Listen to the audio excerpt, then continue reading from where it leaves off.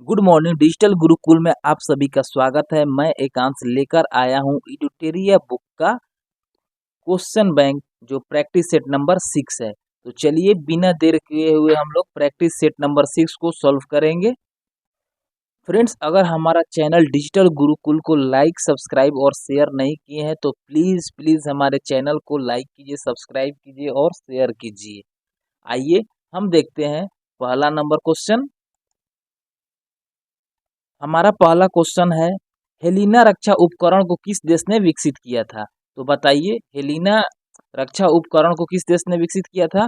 तो आंसर होगा इसका हमारा अपना देश, हमारा महान देश भारत।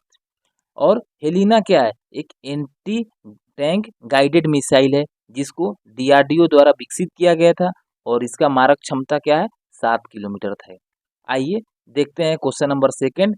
क्वेश्चन क्या रहा है, कौन सुमेलित नहीं है? सुंदरवन कहाँ है? पश्चिम बंगाल में, बिल्कुल सही है।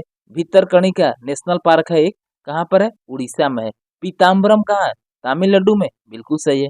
वेम्बनाड कर्नाटक, नहीं ये गलत है फ्रेंड्स, इसका जवाब हो जाएगा वेम्बनाड का होगा आंसर केरल, क्योंकि वेम्बनाड जो है वो केरल राज्य में प्रेजेंट है। तो सेकंड का आंसर क्या हो जाएगा? Option number D. आइए क्वेश्चन थर्ड देखते हैं। किस बंदरगाह को कॉफी बंदरगाह के नाम से जाना जाता है? तो हमारा आंसर हो जाएगा ऑप्शन नंबर बी, सेंटोस बंदरगाह को कॉफी बंदरगाह के नाम से भी जानते हैं। बहुत ही ये भी इंपॉर्टेंट क्वेश्चन है। आइए क्वेश्चन नंबर 4 देखते हैं। राष्ट्रीय पोषण संस्थान कहाँ स्थित है? राष्ट्रीय पोषण संस्थान हमारा हैदराबाद में स्थित है। हैदराबाद कहाँ का राजधानी है? इसका आंसर हो जाएगा, तो फ्रेंड्स, हैदराबाद आंध्र प्रदेश की राजधानी है। चलिए क्वेश्चन नंबर 5 की ओर चलते हैं। इसमें पूछ रहा है कि कौन जो है एक दूसरा से मेल नहीं कर रहा है सूची 1 और सूची 2 में। जैसे रेनेटिंग किससे संबंधित है? पनीर से, बिल्कुल सही है। और जैव प्रौद्योगिकी प्लास्मिडस, बिल्कुल सही है। गोल्डन चावल, गोल्डन चावल में क्या पाया जाता है? Vitamin A. ओजोन परत, ओजोन परत क्या ट्रोपोस्फियर में पाया जाता है? नहीं, इसका आंसर हो जाएगा आंसर डी, ये गलत है। ओजोन परत स्ट्रेटोस्फीयर में इसका लोकेशन प्रेजेंट है। ओजोन परत का काम क्या है? इसको सूर्य से जो अल्ट्रा वायलेट रेडिएशन आता है जो उसको हमारे एटमॉस्फेयर में नहीं आने देता है। अगर उस टाइप का रेडिएशन आएगा तो हमें स्किन कैंसर जैसी गंभीर बीमारी से सामना करना पड़ सकता है। चलिए क्वेश्चन नंबर 6 की ओर चलते हैं। उष्णकटिबंधीय सदाबहार वन भारत के किन किन क्षेत्रों में पाए जाते हैं? बताइए, उष्णकटिबंधीय सदाबहार one tropical evergreen forest Bharat के किन किन क्षेत्रों में पाए जाते हैं? पॉइंट 1, 2, 3 और 4 चारों को पढ़कर बताइए कि किन किन क्षेत्रों में पाया जाता है। पहला पॉइंट है पश्चिमी घाट के पूर्वी ढाल पर, अंडमान और निकोबार द्वीप समूह में, अरावली पर्वत श्रृंखला पर, उत्तर पूर्वी क्षेत्र की पहाड़ियों पर। तो हमारा फ्रेंड्स आंसर हो जाएगा ऑप्शन नंबर सी। कहाँ कहाँ पाया जाता है? अंडमान और निकोबार द्वीप समूह में और उत्तर पूर्वी क्षेत्र की पहाड़ियों पर। ठीक है, तो हमारा आंसर ये हो जाएगा। और ये वन वहां पाया जाता है जहां पर हमेशा बारिश होती रहती है। तो हमारा आंसर हो जाएगा ऑप्शन नंबर पॉइंट नंबर 2 और 4 और ऑप्शन सी। चलिए क्वेश्चन नंबर 7 की ओर चलते हैं। हिमालयी पर्वत श्रृंखला किसका उदाहरण है? हिमालयी पर्वत श्रृंखला किसका उदाहरण है? ज्वालामुखी पर्वत का, अवशिष्ट पर्वत का, ब्लॉक पर्वत का या वलित पर्वत का? तो हमारा आंसर हो जाएगा वलित पर्वत, यानी फोल्डेड माउंटेन है। हिमालय कैसा पर्वत श्रृंखला है? फोल्डेड है। चलिए क्वेश्चन नंबर 8 देखते हैं। करेवा वैली स्थित है, कहाँ स्थित है, किस राज्य में स्थित है? कश्मीर में है, हिमाचल में है, उत्तर तमिलनाडु में है या उत्तराखंड में है? तो हमारा आंसर क्या होगा बताएंगे? हमारा आंसर हो जाएगा फ्रेंड कश्मीर में है। करेवा वैली कहाँ है? कश्मीर में। चलिए क्वेश्चन नंबर 9 की ओर चलते हैं। किस आंदोलन के दौरान ऑपरेशन जीरो आवर चलाया जाता है? ऑपरेशन जीरो आवर किस आंदोलन के दौरान चलाया जाता है? तो हमारा आंसर हो जाएगा भारत छोड़ो आंदोलन। देखिए 8 अगस्त 1947 को भारत छोड़ो आंदोलन का नेतृत्व करता कौन रहते हैं? महात्मा गांधी। तो उसी रात को अंग्रेजों ने एक ऑपरेशन 0 आवर चलाया। इसके दौरान क्रांतिकारियों का जो इस आंदोलन के जो बड़े बड़े नेता थे उनको गिरफ्तार करके जेल में बंद कर दिया गया। चलिए क्वेश्चन नंबर हम 10 की ओर चलते हैं। किस व्यक्ति ने रॉलेट एक्ट को जानबूझकर की गई हत्या कहकर संबोधित किया था? बताइए किस व्यक्ति ने रॉलेट एक्ट को जानबूझकर की गई हत्या कहकर संबोधित किया था? तो इसका आंसर होगा CF एंड्रूज। कौन? CF Andrews. वन संरक्षण अधिनियम कब पारित किया गया था? तो हमारा आंसर हो जाएगा ऑप्शन नंबर ए 1980 यानी 1980 में वन संरक्षण एक्ट पारित किया गया था। आइए क्वेश्चन नंबर 12 को देखते हैं। इनमें से कौन सी गैस ग्रीन हाउस प्रभाव उत्पन्न करने वाली गैस है? जलवाष्प, मीथेन, ओजोन या इनमें से सभी? यानी जलवाष्प, मीथेन और ओजोन। तो हमारा आंसर हो जाएगा इनमें से सभी। जलवाष्प भी है, मीथेन भी है और ओजोन भी है। ये तीनों जो है गैस रिस्पॉन्सिबल है, जिम्मेवार है किसके लिए? ग्रीन हाउस इफेक्ट के लिए। और इसका इफेक्ट में क्या होता है? हमारे पृथ्वी का जो टेम्परेचर है बहुत काफी हद तक बढ़ जाएगा, जिससे कि हमारे प्लांट्स और एनिमल्स को जान का खतरा बन सकता है। वो उस टेम्परेचर में सरवाइव नहीं कर पाएंगे। चलिए क्वेश्चन नंबर 13 देखते हैं। सिगरेट के धुएं में मुख्य प्रदूषक कौन है? सिगरेट के धुआं में कौन कौन सा गैस पाया जाता है? कार्बन डाइऑक्साइड, कार्बन मोनोऑक्साइड या बेंजीन? तो हमारा आंसर हो जाएगा ऑप्शन नंबर डी, बी और सी। तो फ्रेंड सिगरेट के धुएं में मुख्यतः कार्बन मोनोऑक्साइड और बेंजीन पाया जाता है, यानी ऑप्शन नंबर डी। इसके धुएं में कार्बन मोनोऑक्साइड भी पाया जाता है और बेंजीन भी पाया जाता है। चलिए क्वेश्चन नंबर 14 की ओर। गैसोहॉल के मिश्रण में सामान्यतः क्या पाया जाता है?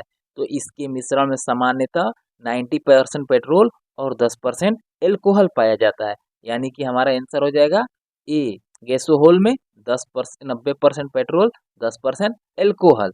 आइए क्वेश्चन नंबर 15 की ओर चलते हैं। यदि एक वस्तु को समान गति से वृत्ताकार पथ पर गतिशील है तो इसमें क्या होगा? क्या देखने को आपको मिलेगा? इसका त्वरण बढ़ता है, इसका त्वरण घटता है, इसका वेग परिवर्तित होता रहता है या इसका वेग एक समान रहता है? यदि एक वस्तु को एक समान गति से वृत्ताकार पथ पर गतिशील है तो इसका हमारा आंसर हो जाएगा इसका वेग परिवर्तित होते रहता है। आइए क्वेश्चन नंबर 16 देखते हैं। सूची 1 को सूची 2 के साथ मिलाना है तो बताइए अमीटर। अमीटर का किसका SI यूनिट है? इसका हो जाएगा विद्युत धारा। हाइग्रोमीटर सापेक्ष आर्द्रता, बैरोमीटर से दाब और वाट से शक्ति। तो ए का क्या होगा आंसर? 3। ए का होगा 3। बी का क्या हो जाएगा? 4। तो हमारा किसके साथ आंसर जाएगा? 16 का ऑप्शन नंबर सी के साथ आंसर होगा। आइए क्वेश्चन नंबर 17 देखते हैं। बहिष्कृत भारत नामक पुस्तक का प्रकाशन किसने किया? जवाहरलाल नेहरू, महात्मा गांधी, BR अम्बेडकर या राजेंद्र प्रसाद? तो हमारा आंसर हो जाएगा फ्रेंड BR अम्बेडकर। 17 का आंसर क्या हो जाएगा? डॉक्टर भीमराव अम्बेडकर। आइए क्वेश्चन 18 देखते हैं। आधुनिक भारत का निर्माता किसे कहा जाता है? दादा भाई नौरोजी को, दयानंद सरस्वती, बाल गंगाधर तिलक या राजा राम मोहन राय को? तो हमारा आंसर हो जाएगा आधुनिक भारत का निर्माता डॉक्टर राजा राम मोहन राय को कहा जाता है।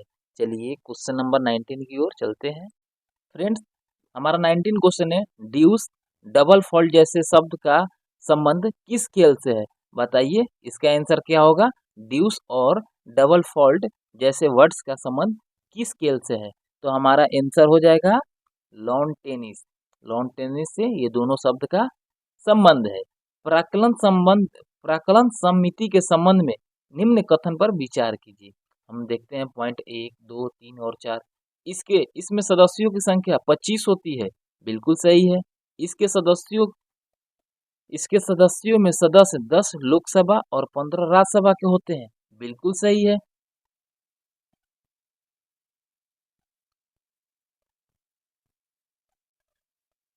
सॉरी फ्रेंड्स, प्राक्कलन समिति में 25 सदस्य शुरू में होते थे, लेकिन 1956 में प्राक्कलन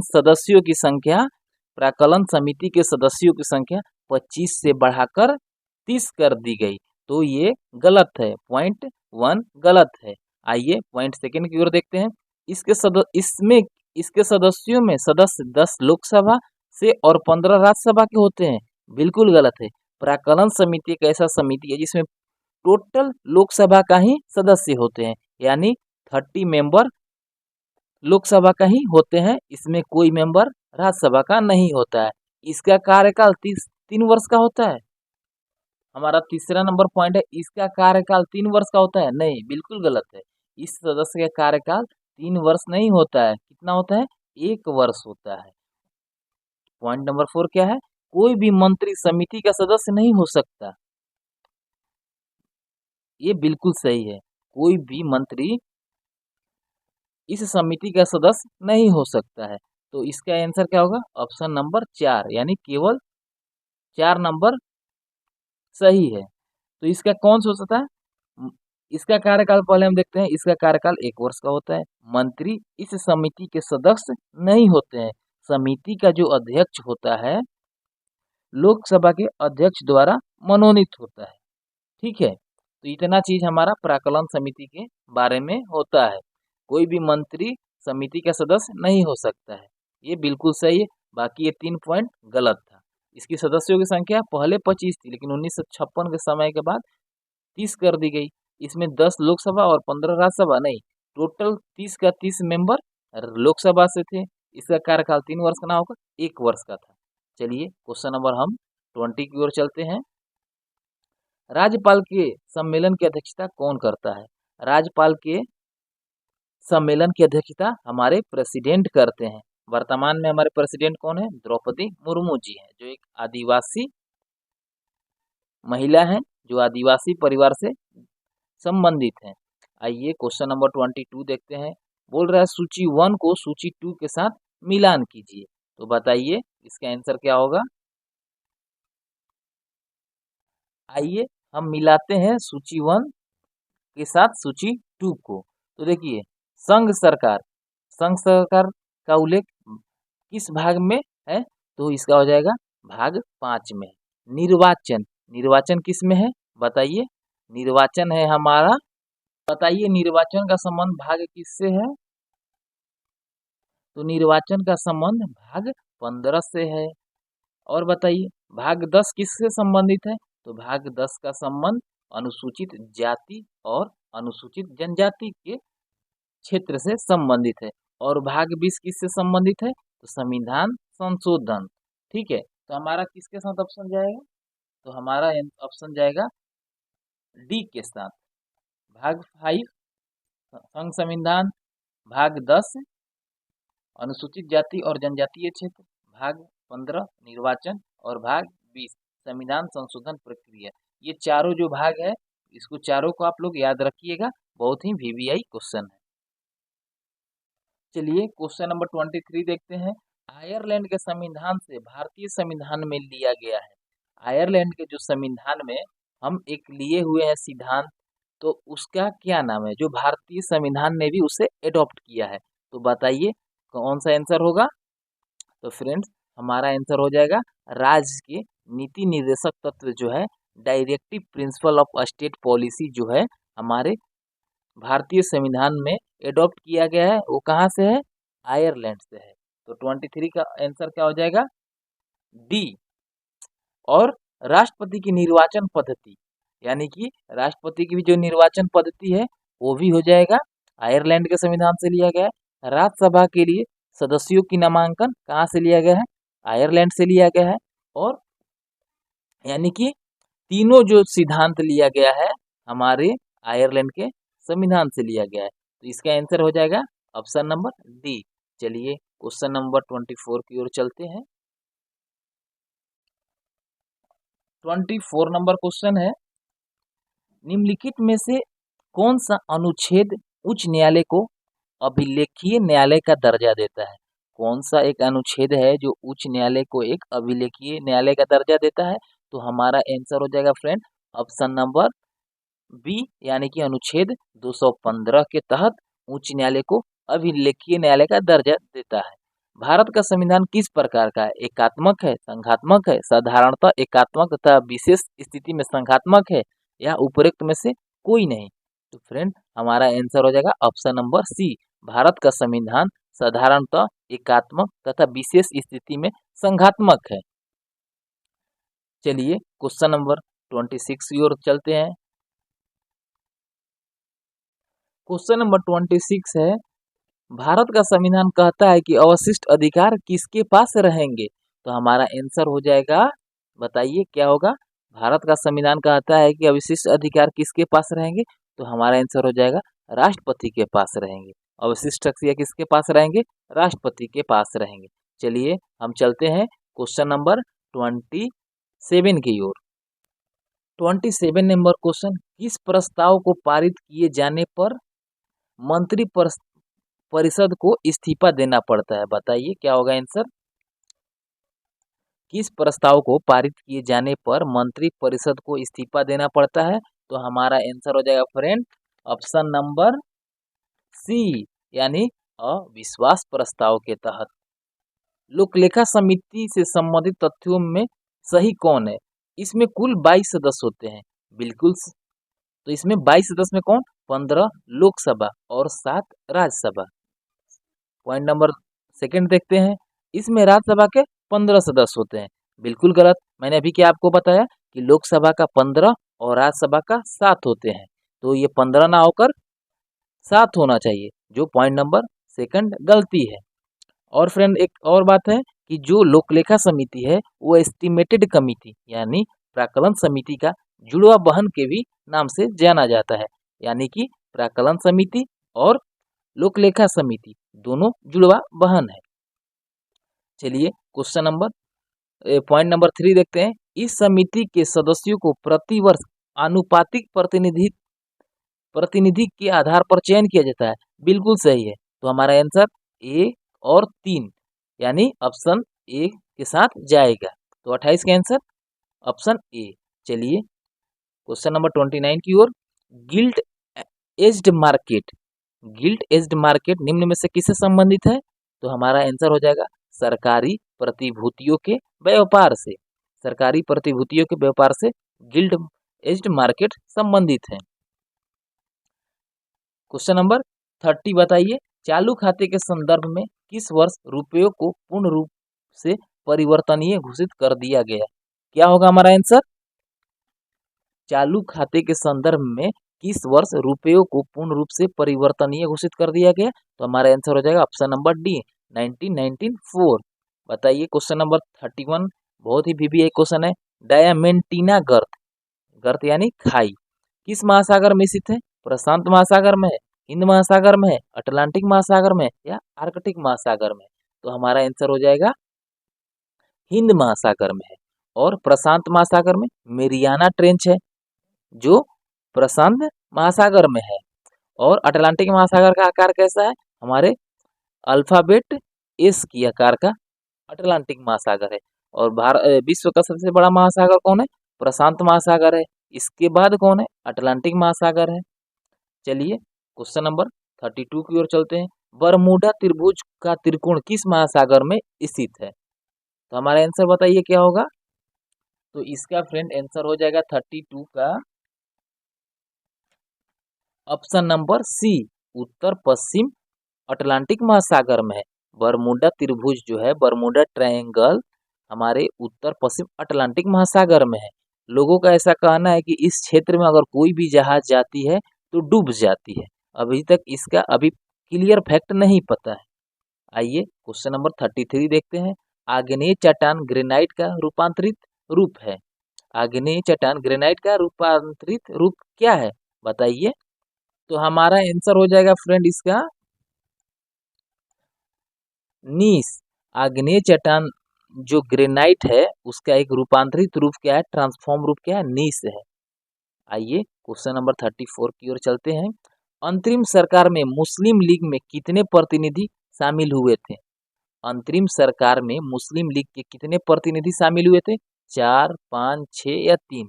इसमें से आप बताइए कौन सा आंसर होगा 34 का? तो हमारा आंसर हो जाएगा ऑप्शन बी 5। अंतरिम सरकार में मुस्लिम लीग से 5 लोग प्रतिनिधि के रूप में शामिल हुए थे। चलिए क्वेश्चन नंबर 35 देखते हैं। अनवार ए सुहाइली किसका फारसी अनुवाद है? तो हमारा आंसर हो जाएगा पंचतंत्र का है। अनवार ए सुहाइली पंचतंत्र का फारसी अनुवाद है। भारत में प्रिंटिंग प्रेस का आगमन किस देश को देन मानी जाती है? भारत में जो प्रिंटिंग प्रेस का जो आगमन हुआ था किस देश को क्रेडिट जाता है, किस देश ने लाया था? तो हमारा आंसर हो जाएगा, बताइए, पुर्तगाल, ब्रिटिश, डच और स्पेनिश में कौन सा आंसर होगा? तो हमारा आंसर होगा पुर्तगाल। और पुर्तगाली ही तो पहला यूरोपियन कंट्री है जो हमारे देश में आए थे व्यापार करने 1498 में। चलिए क्वेश्चन नंबर 37 की ओर चलते हैं। राजा राम मोहन राय की मृत्यु के पश्चात ब्रह्म समाज का नेतृत्व किसने किया? जब राजा राम मोहन राय की मृत्यु हो गया तो ब्रह्म समाज का नेतृत्व यानी कि समाज का संचालन आगे किसने किया था? बताइए, द्वारकानाथ टैगोर, देवेंद्र नाथ टैगोर, अक्षय कुमार दत्त या केशव चंद्र सेन? तो हमारा आंसर हो जाएगा 37 का, बताइए आप लोग। देवेंद्र नाथ टैगोर जी ने आगे का नेतृत्व यानी उसका कार्यभार संभाला था। क्वेश्चन नंबर 38, निम्नलिखित में से किन व्यक्तियों ने द्वितीय गोलमेज सम्मेलन में भाग लिया था? महात्मा गांधी, सरोजनी नायडू, मदन मोहन मालवीय, मौलाना आजाद। बताइए, जो सेकंड गोलमेज सम्मेलन था उसमें से इन चारों लोगों में से कितने लोग ने पार्टिसिपेट किया था? तो फ्रेंड हमारा आंसर होगा ऑप्शन डी, 1, 2 और 3, यानी कि महात्मा गांधी ने, सरोजनी नायडू ने और मदन मोहन मालवीय, ये जो 3 लोग थे सेकेंड गोलमेज सम्मेलन में भाग लिया था। तो हमारा आंसर क्या होगा? Option D. फ्रेंड्स, अगर आप हमारे चैनल डिजिटल गुरुकुल को अभी तक सब्सक्राइब नहीं किया है तो प्लीज़ हमारे चैनल डिजिटल गुरुकुल को सब्सक्राइब कर दीजिए और हमें मोटिवेटेड करते रहिए। चलिए देखते हैं 39 नंबर क्वेश्चन। भक्ति आंदोलन को दक्षिण से उत्तर भारत लाने का श्रेय किसे दिया जाता है? जो भक्ति आंदोलन था पहले साउथ में पूरा फेमस था, लेकिन इसको उत्तर भारत में भी रामानंद को लाने का श्रेय दिया जाता है। तो हमारा आंसर क्या हो जाएगा? Option number A. चलिए क्वेश्चन नंबर 40 देखते हैं। निम्न में से सूची 1 को सूची 2 के साथ सुमेलित कीजिए। प्रथम बौद्ध संगीति जो हुआ था, जो प्रथम बौद्ध सम्मेलन था, किसके साथ हुआ था? बताइए। तो अजातशत्रु के समय में। द्वितीय किसके साथ हुआ था? तो कालाशोक के समय में। तृतीय अशोक के समय में और चतुर्थ कनिष्क के समय में। आइए हम देखते हैं इस किसके साथ मैच करेगा।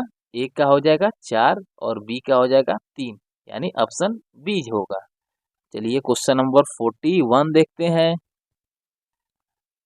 गांधी जी के निम्नलिखित आंदोलन को कालानुक्रम व्यवस्थित कीजिए। असहयोग आंदोलन, रॉलेट एक्ट, खेड़ा आंदोलन, अहमदाबाद मिल हड़ताल। तो देखिए, अहमदाबाद मिल हड़ताल कब हुआ था? 1918 में हुआ था। असहयोग आंदोलन कब हुआ था? 1920 से 22 हुआ था। रॉलेट एक्ट कब हुआ था?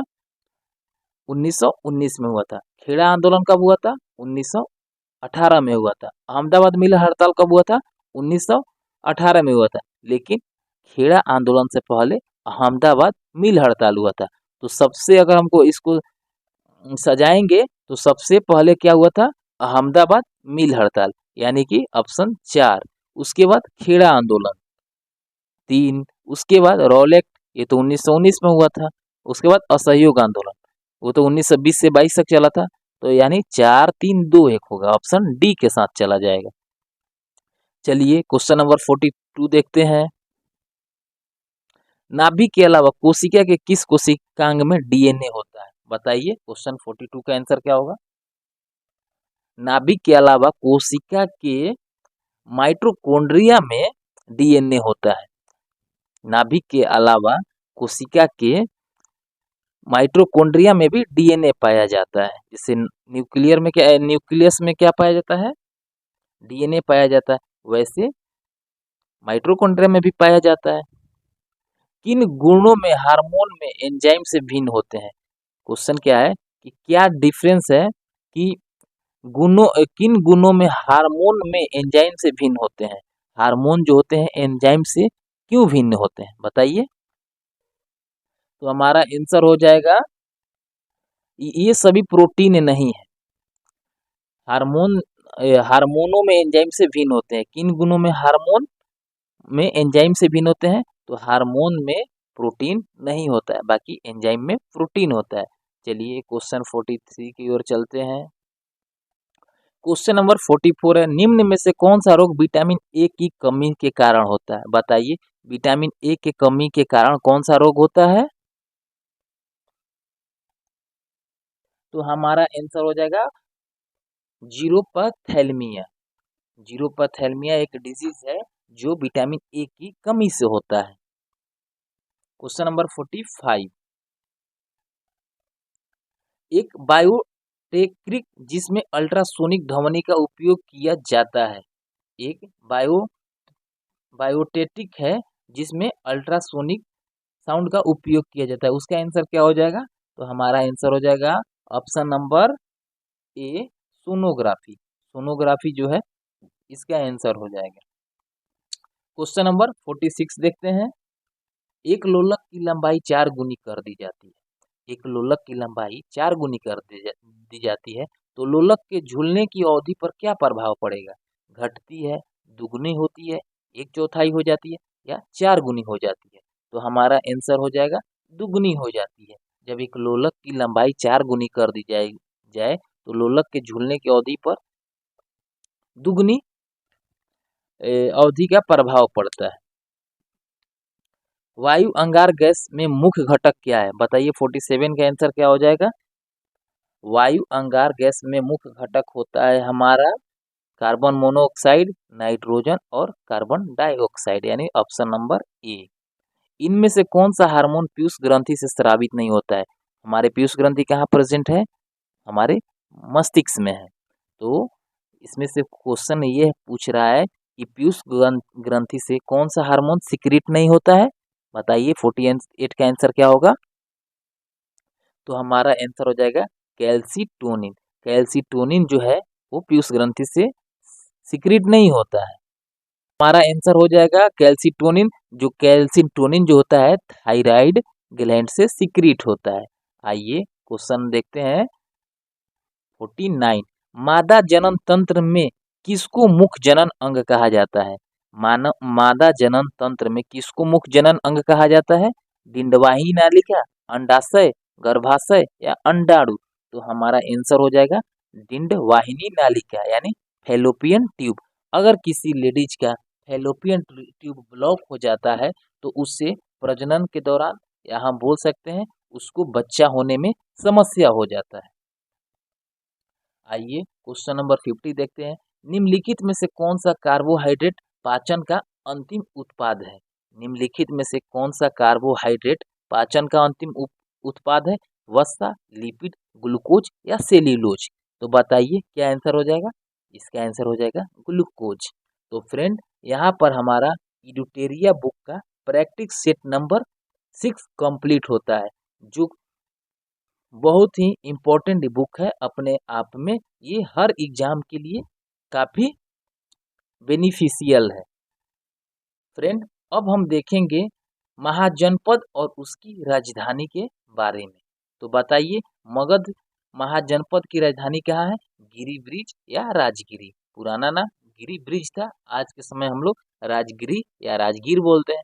अंग महाजनपद की राजधानी चंपा, वज्जी, वैशाली, काशी, वाराणसी, वत्स, कौशाम्बी, कुरु, इंद्रप्रदेश, इंद्रप्रस्थ। इंद्रप्रस्थ दिल्ली को ही इंद्रप्रस्थ के नाम से बोलते थे। उस टाइम दिल्ली, हरियाणा, ग्रेटर नोएडा वाला क्षेत्र आ जाती थी। कम्बोज, हाटक, कोसल, श्रावस्ती, अवंती, उज्जैन, मल, कुशावती, पंचाल, अहिच्छत्र या काम्पिल्य, चेदी, शक्तिमती, मतस, विराटनगर, सुरसेन, मथुरा, अस्मक, पोटली, गंधार, तक्षशिला। ये जितना हमारा महाजनपद है इसमें से आप सभी को याद कर लीजिएगा। तो हमारे यहाँ पर टोटल कंप्लीट हो जाती है। Thank you friend. मैं एक बार फिर से आपको बोलूँगा कि अगर हमारे चैनल सब्सक्राइब नहीं किए हैं तो प्लीज़ लाइक कीजिए, सब्सक्राइब कीजिए, शेयर कीजिए। जय हिंद।